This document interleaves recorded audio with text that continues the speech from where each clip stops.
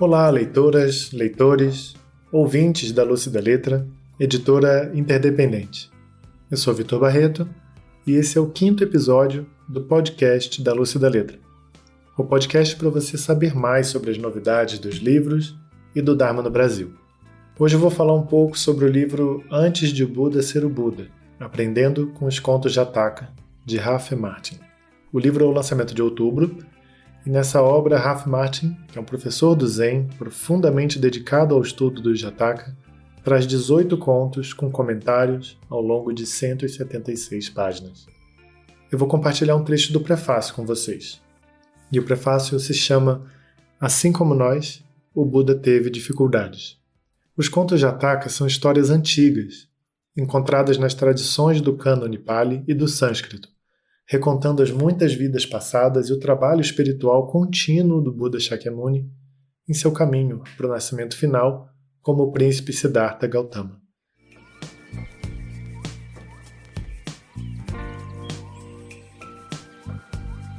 Por muitos anos convivi e fui movido, bem como encorajado e inspirado pelos contos Jataka. Eu os conheci bem antes, até mesmo de começar a prática budista, no meu caso a prática Zen, na faculdade, em meados da década de 1960, quando li pela primeira vez O Herói de Mil Faces, de Joseph Campbell. Os contos Jataka, assim como a vida do Buda, foram incluídos nesse livro inovador e me tocaram profundamente. Em 1970, quando comecei a prática Zen formal, eu já tinha um filho pequeno e uma filha que nasceria 4 anos depois.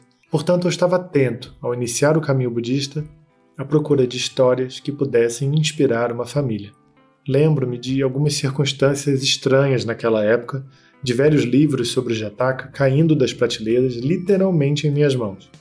Parecíamos atraídos um pelo outro. Comecei a narrar os contos Jataka como parte do meu trabalho de contador de histórias, e posteriormente também escrevi vários livros sobre o Jataka. Eu acho que eu continuo voltando a eles. Para mim, os Jataka tornaram humanos o Zen e o budismo. Em vez da filosofia ou da austera solidão dos primeiros retiros de meditação, chamados Sesshin na tradição Zen, encontrei no cerne desses contos uma pessoa que se esforçou e teve uma grande aspiração de viver uma vida de sabedoria e compaixão, mas que, simultaneamente, descobriu ter um longo caminho a percorrer.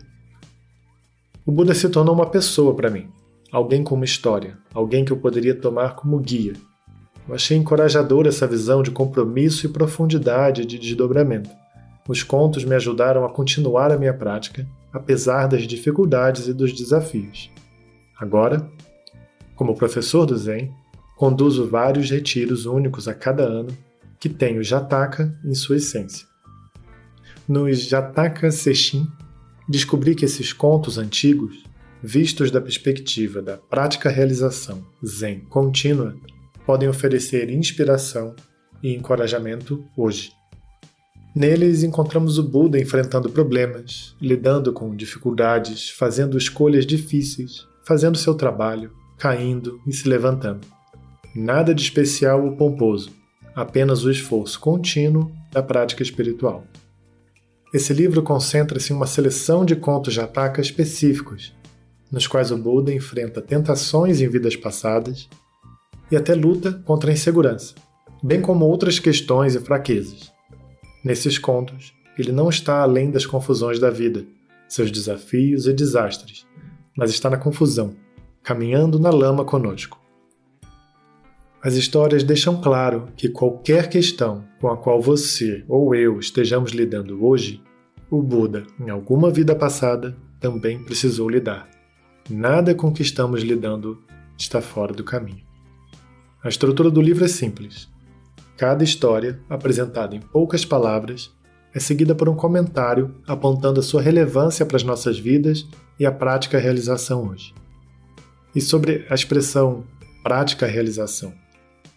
De uma perspectiva Zen, eu vejo a prática do Dharma como uma questão de praticar a realização, não de fazer coisas para chegar a algo chamado iluminação ou realização. E aí o autor fala um pouquinho mais sobre isso ao longo do livro. A série de narrativas começa com a lenda da histórica partida do Buda como príncipe Siddhartha Gautama e e termina com a sua iluminação sob a árvore Bodhi. Esses dois não são contos Jataka propriamente ditos, mas fundamentam o contexto tradicional do caminho espiritual estabelecido pelo Jataka. Por fim, o apêndice contém um comentário sobre um koan zen que conecta os esforços do Buda no Jataka às nossas vidas hoje. E mais adiante no prefácio, o Ralph Martin continua. Os contos deixam claro que para ser como Buda não devemos imitar o produto acabado e apenas nos sentar calmamente, com um meio sorriso no rosto, enquanto a nossa vida passa. Em vez disso, como ele, devemos nos levantar e fazer o trabalho de enfrentar e lidar com os desafios da nossa vida. Em vez de imitar o cara sereno do altar, o produto acabado de todas aquelas vidas de esforço, aprendemos com o Jataka a ser os Budas ainda desconhecidos que cada um de nós já é. Os próprios contos já são extremamente interessantes, mas os comentários do autor deixam o livro ainda mais especial. A primeira história, ela não é propriamente um Jataka, mas é a história de quando o príncipe Siddhartha saiu do palácio. E aí eu vou avançar um pouquinho mais e ler um pouquinho desse primeiro capítulo, que é a história da saída do príncipe do seu palácio. Ao aproximar-se dos 30 anos, o príncipe Siddhartha Gautama decide deixar a proteção do seu palácio e sair, segundo as lendas, pela primeira vez, para as ruas da sua cidade. Lá, durante um período de 4 dias, ele dramaticamente encontra os chamados 4 sinais devastadores do ego. Ele vê um homem doente e, pela primeira vez, fica chocado ao descobrir que todo mundo fica doente. Ele vê um velho e fica horrorizado ao descobrir que todos envelhecem. Ele vê um homem morto e fica chocado ao saber que mesmo os mais privilegiados morrem. Então ele vê um buscador da verdade, um yogi, ou talvez um monge eremita errante, e percebe que existe um caminho que leva a algo mais. Por ter sido tão protegido, ele nunca conhecera essas coisas antes. E depois de absorver tudo, apesar dos luxos aos quais estava acostumado, com grande resolução, ele abandona sua casa, determinado a encontrar aquela verdade maior e trazer algo de valor para todos, ou morrer tentando. E em seguida o autor faz um longo comentário, que cada conto tem um comentário extenso, super interessante, mas eu extraí alguns trechos desse comentário para vocês.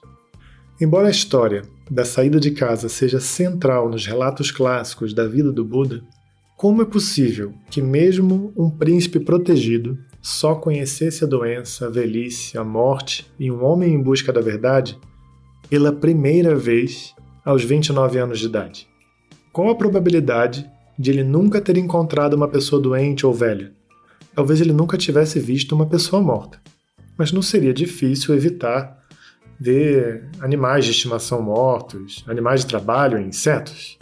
Então, mais uma vez, talvez não haja nada de incomum em ver como se fosse pela primeira vez.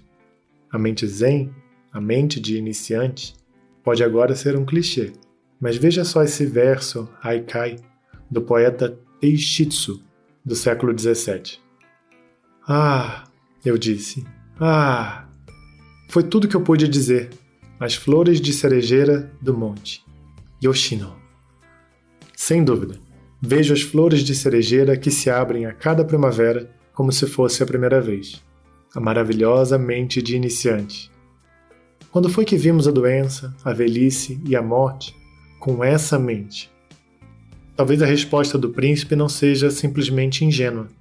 Talvez, com seus filtros habituais removidos, ele tenha visto a doença, a velhice e a morte como se fosse a primeira vez. Um haikai de outro poeta clássico, Shohaku, fala da mesma coisa. Uma noite estrelada, o céu, o tamanho dele, a extensão dele. Ficar totalmente impressionado com aquilo que lhe é completamente familiar pode ser um momento decisivo na vida. A mente do príncipe Siddhartha foi explodida ao ver outra vez o que estivera escondido ao olhar comum. Talvez ele tenha exclamado com sua mente de iniciante. O homem doente, que pena uma vida assim. A mulher idosa, a feiura dolorosa de uma vida como essa. Quando foi que ficamos sabendo pela primeira vez, quando foi que fomos atingidos em cheio pela verdade comum de que todo mundo fica doente. Quando fomos atingidos no estômago pela compreensão de que até mesmo os nossos corpos queridos endureceriam com a idade. Quando foi que ficamos surpresos ao compreender no fundo do coração que todos, o piloto, o motorista do ônibus, o garçom, nosso parceiro, o filho, morrerão, e que não há riqueza ou sucesso que possa impedir isso. Quantas vezes saímos do nosso palácio comum pensando que estávamos bem protegidos antes que nossas paredes desabassem? Para Siddhartha, o menino privilegiado do lado rico dos trilhos, isso o atingiu aos 29 anos, durante um período intenso de 3 ou 4 dias. Bum! E aconteceu. Foi bem assim. Para mim, o comentário trouxe um frescor à conhecida história do príncipe que se tornaria o Buda. E esse frescor, esse insight que pode surgir da contemplação dessas histórias é o que me encantou nesse livro.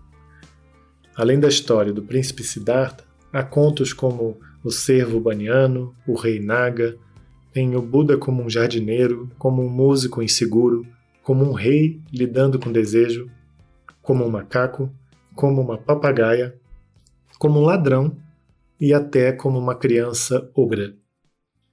O livro está em pré-venda no site da Lúcida Letra e dessa vez eu tracei uma meta de vender 100 exemplares antes de enviar o livro para a produção. E a ideia era enviar para a produção até o fim de novembro, mas na data de gravação desse episódio, dia 13 de outubro, já se havia ultrapassado os 70 exemplares vendidos. Então está quase lá. E isso é uma grande ajuda para a editora e vai ser muito legal contar com seu apoio. Se o livro despertou seu interesse, apoie a pré-venda no site www.lucidaletra.com.br e você só paga o valor do livro, R$ 49,90, e o frete é grátis para todo o Brasil.